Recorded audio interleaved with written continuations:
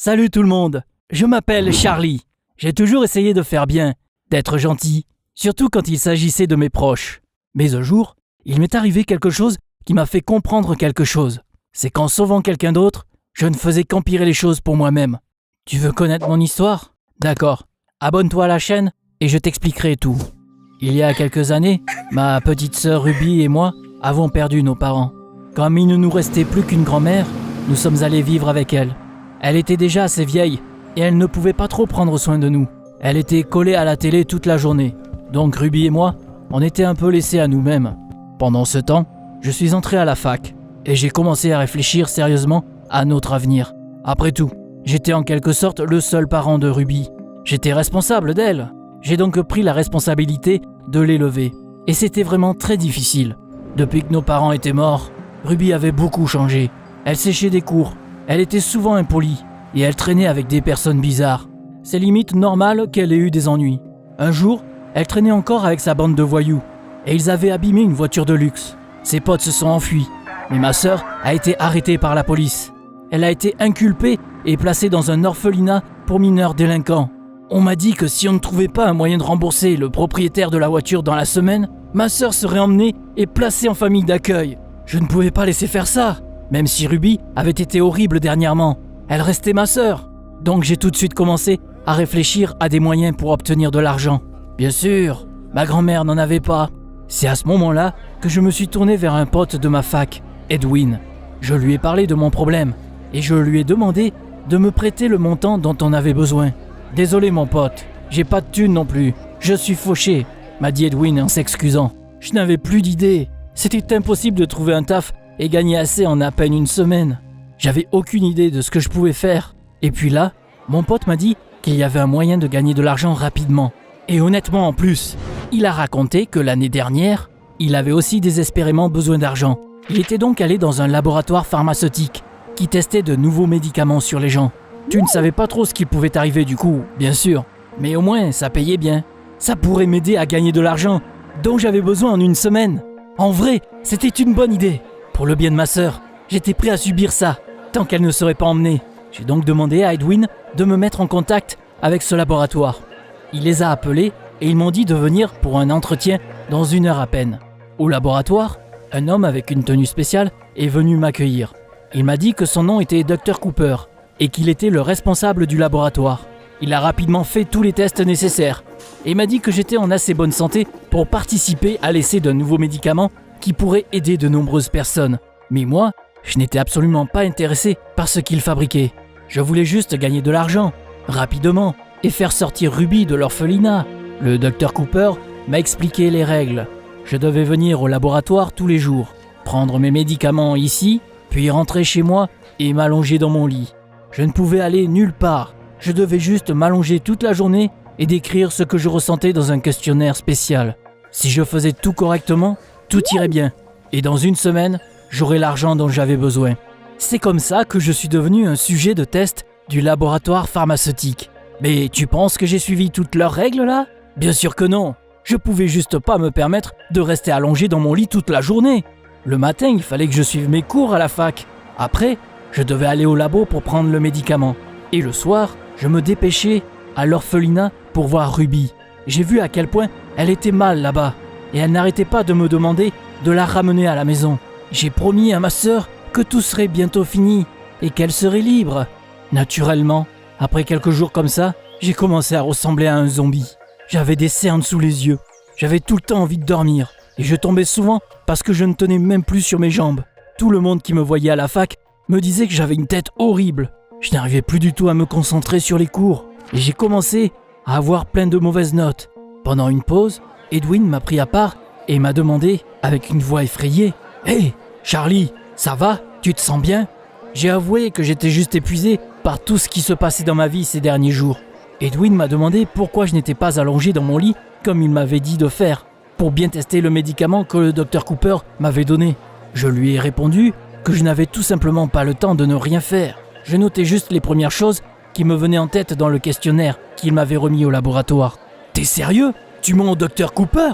Tu ne peux pas faire ça !» m'a dit Edwin. Il a ajouté que je devrais aller au laboratoire et tout avouer parce que je n'avais pas suivi les règles. et que les résultats seraient faux. Je me suis mise en colère et j'ai dit à Edwin de me laisser tranquille. J'avais besoin d'argent pour sauver ma sœur et je n'allais pas abandonner comme ça. Sauf que les choses n'ont fait qu'empirer. Je pouvais à peine me tenir debout ou même réfléchir. Je pense honnêtement qu'il était impossible de faire la différence entre un vrai zombie et moi. J'ai commencé à avoir de sérieux problèmes à la fac. J'ai complètement raté mes examens et j'étais sur le point d'être expulsé. Mais j'étais prêt à supporter tout ça pour sauver Ruby. Le soir, je suis allé à son orphelinat et on m'a dit qu'il était l'heure d'assumer. Si je ne payais pas ce qu'il fallait le lendemain, je ne reverrais pas ma sœur. Ruby a tout entendu et m'a supplié de la sortir de là. « T'inquiète pas, sœurette, tout sera bientôt fini. » Je lui ai dit en essayant de la réconforter. J'ai donc tout de suite couru au laboratoire. Il fallait que je récupère l'argent qui m'avait été promis. Mais une fois là-bas, j'ai été accueilli par Dr Cooper, qui était en colère. Il m'a dit que je n'obtiendrais pas un centime de sa part. Pourquoi ? Il m'a expliqué qu'il était resté perplexe en voyant mes résultats. Donc il avait appelé Edwin. Eh bien sûr, Edwin a tout dit au Dr Cooper, que je n'avais pas suivi les règles et que je lui avais menti. C'est pourquoi le médecin rompait notre contrat et me laissait sans paiement. Bien sûr, c'était de ma faute. Mais je ne pouvais pas me permettre de laisser ma sœur ou abandonner la fac. Alors que maintenant, je n'avais plus d'argent et j'étais sur le point de perdre ma sœur, qui serait envoyée dans une famille d'accueil le lendemain. Mais il fallait que je fasse quelque chose. Je n'avais vraiment plus d'options. J'étais prêt à tout. Après que le Dr Cooper ait quitté le bureau, j'ai vu son coffre-fort et j'ai pas su résister. C'est sûr qu'il y ait de l'argent là-dedans. Tout ce qu'il me resterait à faire, c'était de payer l'amende de la voiture et de faire sortir Ruby de l'orphelinat. Sans trop réfléchir, j'ai pris de l'argent et j'ai couru. Tout ce que je voulais, c'était de sauver ma sœur. Sauf que quand je suis arrivé à l'orphelinat, Ruby n'était plus là. La fenêtre de sa chambre était ouverte. Elle n'avait visiblement pas attendu que je reçoive l'argent. Et elle a juste décidé de s'enfuir. Les gardes sont immédiatement partis pour la rattraper. Je les ai donc rejoints. On courait à travers la ville, à la recherche de ma sœur. Mais elle était introuvable.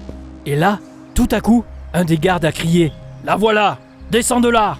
J'ai levé les yeux et j'ai vu que Ruby était cachée dans un arbre. J'ai essayé de la convaincre de descendre, en disant que j'avais déjà donné l'argent à la police et qu'elle était en sécurité. Finalement, ma sœur m'a écouté et a essayé de descendre. Mais la branche sous son pied s'est cassée et elle a commencé à tomber. Oh non!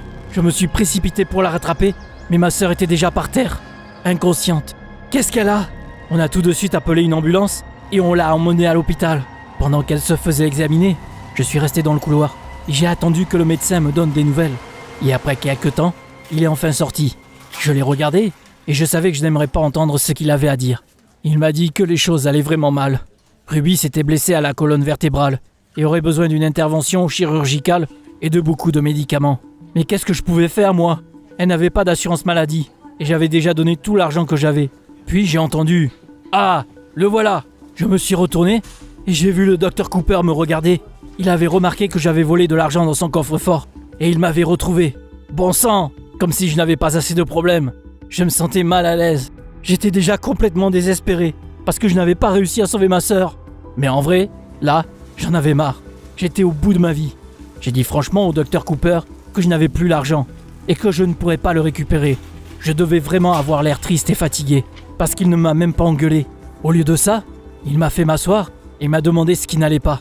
J'étais tellement fatigué de ce qui s'était passé au cours de la semaine que je me suis complètement effondré et lui ai tout raconté. Et tu sais ce que le Dr Cooper a fait après ça? Il a étudié le cas médical de ma sœur et a dit qu'il m'aiderait. Je n'en croyais pas mes oreilles. J'avais vraiment trouvé quelqu'un qui n'était pas insensible à nos problèmes. Ils ont donc commencé à traiter Ruby. Tout d'abord, elle a été opérée, puis ils ont commencé à lui donner des médicaments. T'as deviné quels médicaments exactement? Et ouais, ceux que j'avais testés toute la semaine. Grâce à eux, ma sœur se remettait rapidement. Le Dr Cooper m'avait non seulement pardonné de l'avoir volé, mais il a également payé le traitement de Ruby. Il y avait de bonnes personnes dans le monde après tout. Quelques mois se sont écoulés après. Ma sœur avait bien récupéré et elle est retournée à l'école. Puis moi aussi, j'avais repris mes esprits et j'ai arrêté de ressembler à un zombie. Bien sûr, j'ai dû repasser les différents examens que j'avais ratés, mais au moins, je n'allais plus me faire expulser de ma fac maintenant. Je me suis même réconcilié avec Edwin, même s'il m'avait dénoncé au Dr Cooper. Bref, les choses s'amélioraient. Sauf que, juste au moment où j'avais finalement commencé à croire que personne ne nous retirerait Ruby, quelque chose de complètement inattendu s'est produit. Elle avait encore traîné avec les mauvaises personnes et elle s'était encore fait emmener par la police. Non mais incroyable! Elle était incorrigible et n'appréciait pas à quel point les gens étaient gentils avec elle.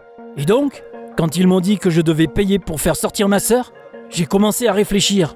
Je n'avais pas d'argent et il fallait donc que j'en trouve quelque part. Mais est-ce que Ruby apprécierait vraiment les efforts que je ferais pour elle? Peut-être que la meilleure chose, c'est de rien faire au final. Ça se trouve, ça la fera réfléchir au moins. Est-ce que je fais la bonne chose là?